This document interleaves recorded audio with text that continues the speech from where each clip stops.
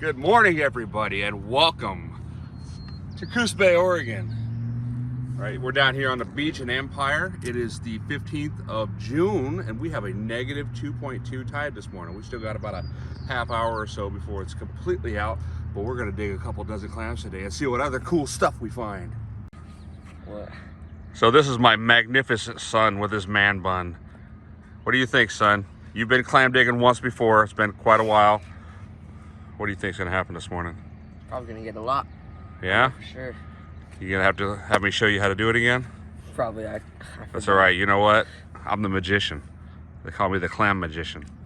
We're gonna find some today.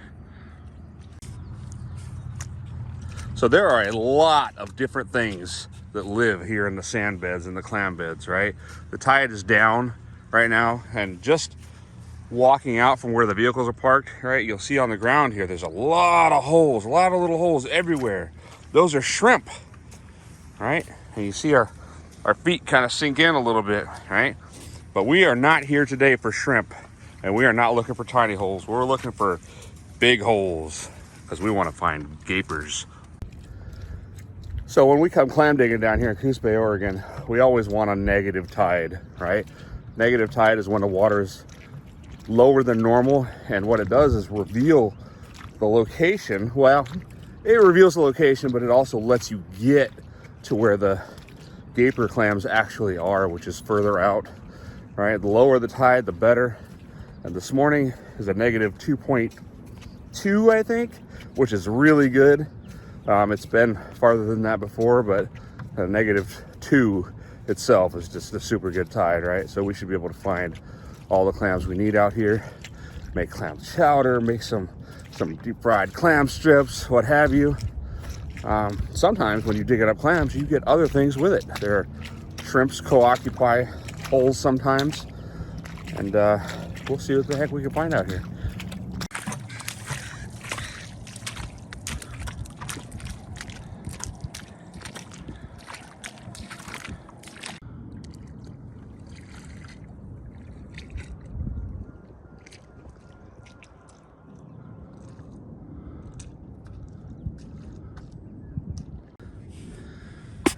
So when I'm looking for clams, I kind of avoid these sandy areas like this, right? Because these gapers, they like to be in and around the looser mud, right? This sand is kind of compact, right? So we're gonna go over here where it's more muddy, and you can see a bunch of seaweed and different types of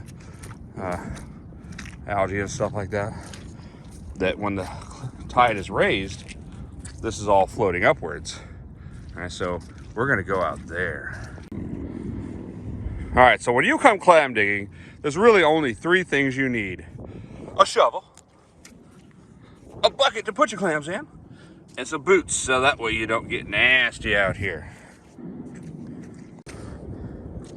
Okay, so to the untrained eye, you don't really see a whole lot here, right? But what I see is the hole where a clam's neck is sticking out. See, the clam is below the sand already, right? It's down about a foot and a half, maybe something like that. And that's where that clam spends its entire life. But the neck comes up and breaches the surface. So one way we tell is we stick our finger in the hole, and if the neck of the clam is there and we touch it, it should recede down further into the sand. Oh, yep, that's clam. See the hole that it revealed? All right, so we're gonna dig a hole. All right, so once we find this hole, what I like to do is mark a line on either side of the hole that tells me I don't want to dig on that side of the line yet, right? So I'll mark the other side with an X to let me know I'm going to dig that part up, right? And then I start digging a hole parallel to the actual clam hole, right? I don't want to disturb the hole itself, so I can actually know where the clam is at, all right? I think you want to do this fairly quickly, because once you go closer to the water, these holes can actually fill in pretty quick, right? All right, and you do not want that to happen, because that can create a situation that you don't want, where the hole is trying to constantly collapse on itself, right? So here, come here, cameraman. Go ahead and cut it. Okay, so we dug down far enough, and here's where that hole was, where the clam neck is. And if you go down and look closely, you can see we have ourselves, not a giant one, but a keeper nonetheless. And you can't really throw these back anyway, but you keep them if you find them. And that's a decent sized little clam. Once again, we're gonna find bigger ones than that though. And it's that easy, folks. Okay, so we just found 2 more really good holes, right? And these are both clams. So my son and I, we're gonna dig both of these at the same exact time. 1, 2. All right, you get on that side, I'll go on this side. Try not to disturb those holes. All right.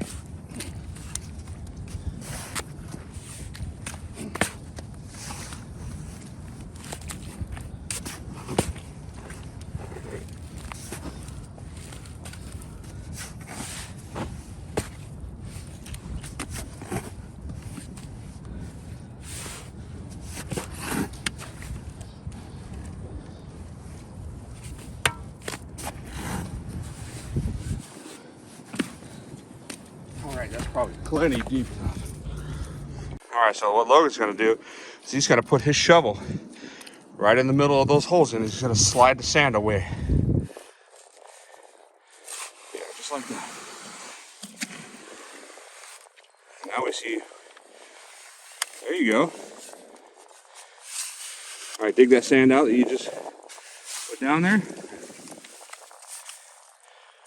Now you see where the other hole is now too. All right, now use your finger and trace those holes down to where those clams are. Hurry before that water comes in. Remember, you got 2 clams down there. Trace your finger down the hole. Shove it down the hole and follow it all the way down. Because the clam is only so far down.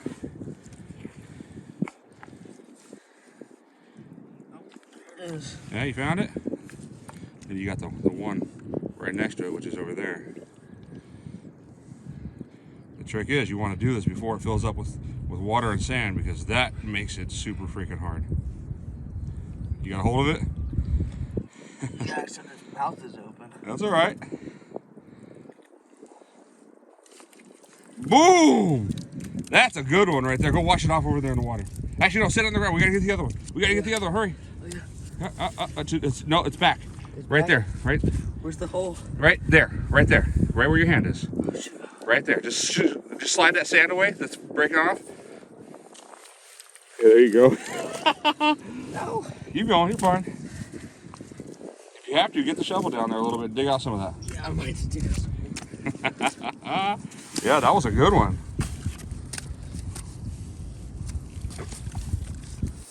This is why you do it super fast, so it doesn't have time to collapse in on itself like this. Except there's 2 right next to it. Yeah, I know, right? That's so funny. All right, he's got it. All right, go ahead and get that bad boy out. You see the neck sticking out right there, right next to his hand? Yes, sir. Hurry, boy, hurry. Everybody, you know, it's always nice to get them out whole and unbroken, but at the end of the day, you're cutting these bad boys out, and it doesn't really matter.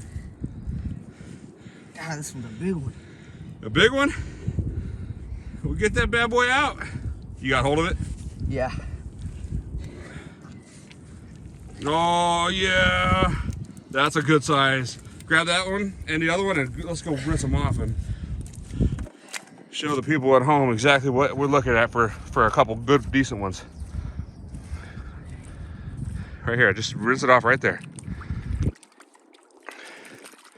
All right, and people, when you come down here, make sure you get a shellfish license. Even if you get a day license, it's like 10 bucks.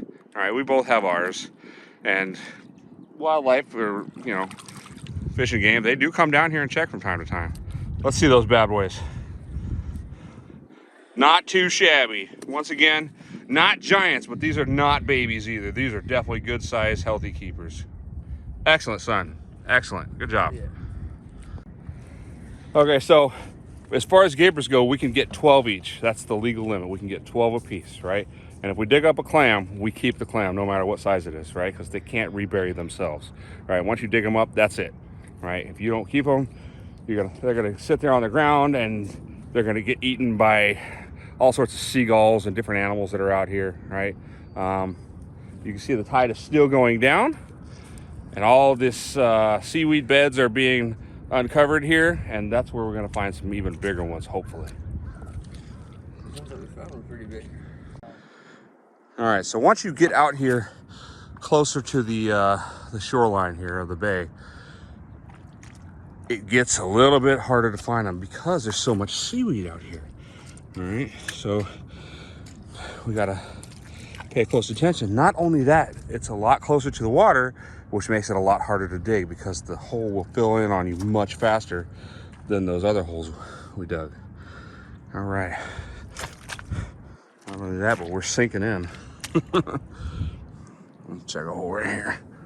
Nope, that's just a shrimp hole. All right, we'll find some. All right, so Logan has found himself another hole, and I have found one right next to it, and we're gonna dig that bad boy up. What do you think, son? Father-son duo?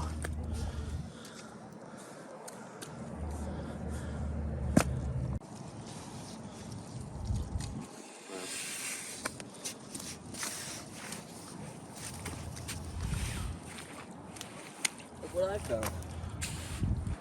Yeah, oh, show, that's a shrimp.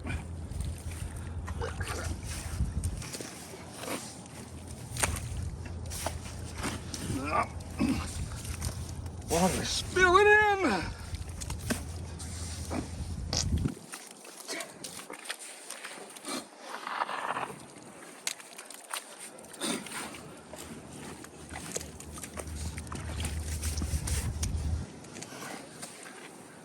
right, that should be plenty deep enough.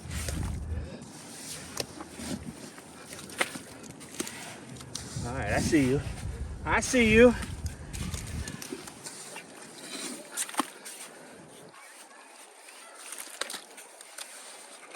Oh, found mine.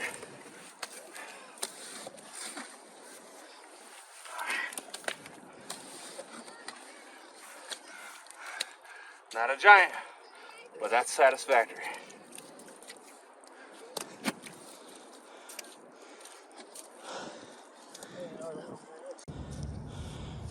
Okay, so remember all those little holes I showed you in the beginning? This is what you can find in them. These shrimp right here, people like to come out here and suck them out of the ground and use them for bait. All right, but these things are literally everywhere. And sometimes when you dig up a clam, these shrimp will come with it. Every now and then you'll find one that's got a parasite on it. Yep, that one's got a parasite on it. You see that right there? That's a parasite that I just removed from this little guy's gill flap right here. All right, so now it's got one less thing to worry about. We're gonna take him, go ahead and put him away from us. Over here. You know what? Here, buddy. Find you a hole down there somewhere. Somewhere. All right. Bye-bye.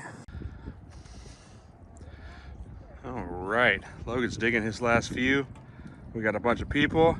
And here are my 12 right here. All right. There's a couple good sized ones in there. That one right there is probably the smallest one. But you know what? This is going to be yummy.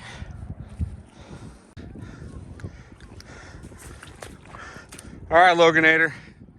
How many you dug so far? 7. 7. All right, he's working on number 8. Tough. Logan's learning a valuable lesson in digging fast. You don't dig fast, it fills in like this, and then it's a freaking nightmare trying to get them out when it creates suction. You're trying to dig through sand with your hands instead of your shovel. But he's gonna get it. He's gonna get it.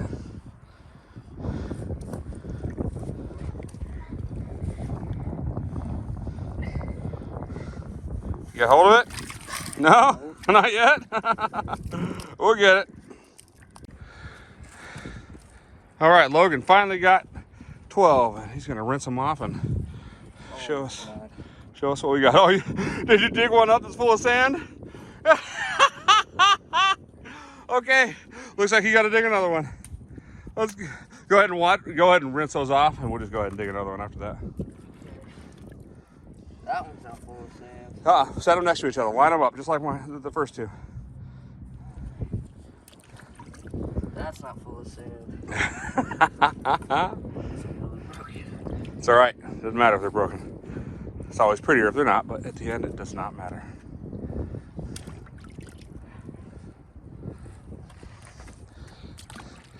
So this is not exactly super easy, is it? Nope.